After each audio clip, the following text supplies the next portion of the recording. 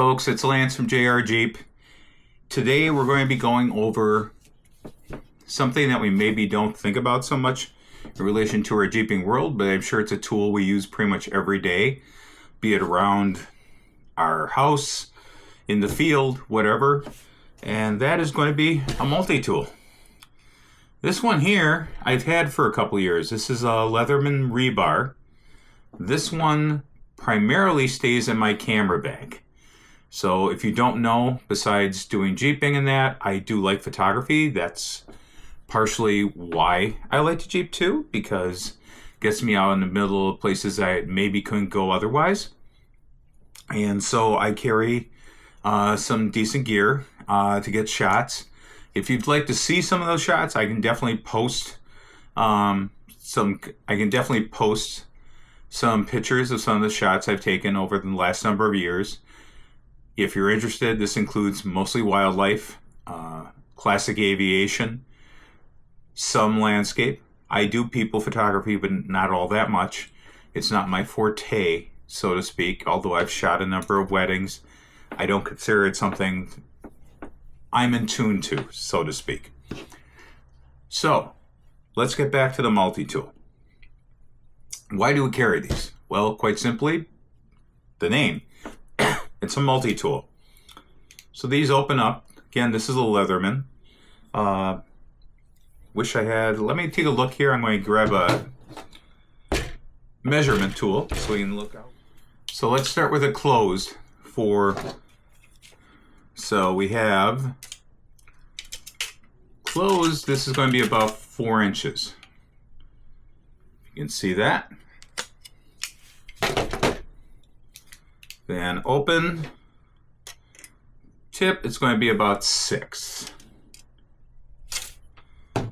Now this does have a nice nice pliers unit on here. And there's a number of other tools. There's saw blade, heavier duty saw blade, can opener, Phillips screwdriver, and they do get locked into place. There's a locking mechanism in the back to help you take that down. On the other side, we have a standard blade, a file, straight blade, an awl, and a file. Now, one thing I noticed recently is got a little rust on the one blade. You can see that, which sort of surprised me. I'm going to have to treat that. I just noticed it because I don't really use this in bad conditions. It more or less stays in the camera bag unless I need it. So I want to see what that's about. I don't think it's anything major. I can treat it and put something on it and it should be fine. Now, I like this. It does weigh a little bit. So if I put it on my scale, it weighs about 1/4 pound. Not bad. I mean, that isn't terrible. But I was looking at something to carry with me when I'm out and about more in the Jeep that I just wanted to keep in my pocket. And maybe not something quite as heavy. So my wonderful sister and her husband got me for Christmas the Gerber version of the knife. This is pretty slick in the facet that's like a skeleton type construction. It's about the same size as the other one, although this is spring loaded. I do like that. That's pretty cool. Also, unlike the other one, it does have a belt clip-on, here for a pocket. So that's handy, so I can just stick it in my pocket. I don't have to worry about things.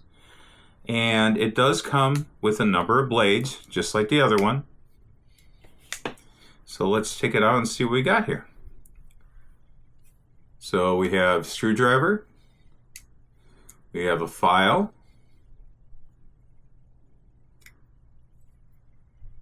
We have an awl or punch.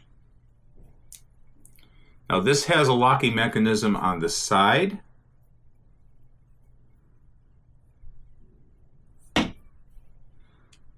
And then on the other side, we have our straight blade. We have a combination double can opener and flat blade. And a bigger screwdriver and also an awl. Overall, a pretty nice setup. I really like the belt clip portion of this, or if sticking in a pocket that just stays in there. So overall, do I have a preference of one over the other? I think they're both well constructed. This one is going to be more comfortable for me to carry with me, I think, than the Leatherman, but the Leatherman's a great tool. They always been. That's what a lot of people model their product after. And there's so many variants of both of these tools. Gerber makes a number of them too. So just some my thoughts on it. If you've used one of these tools and you like them yourself, please share what your thoughts are about them. I'd be curious. We all have different options based on what we like. And I think it's always pertinent to share that information, because that's the only way you learn about what things are that maybe help in the field. Till next time, you guys have a great day and stay safe out there. The one thing that I'm glad to see is it looks like we're getting into the springtime season. In my area, the weather a week and a half ago was a lot of snow, and then we went into bitter cold. And as of today, a lot of the snow has melted except for the big piles, and we were high 40s. What a difference a week makes, huh? So I hope you're experiencing some of the same in your area. And if so, enjoy it. Let's all get ready for the spring and enjoy our upcoming year. I've been planning a couple trips myself. My next video is going to be talking about some other installs. I know I keep on promising it, but I am getting to it. Just, I have to play with the weather is when I'm going to be able to do those. So I appreciate your patience. And until next time, have a great day. Talk to you later. Bye-bye.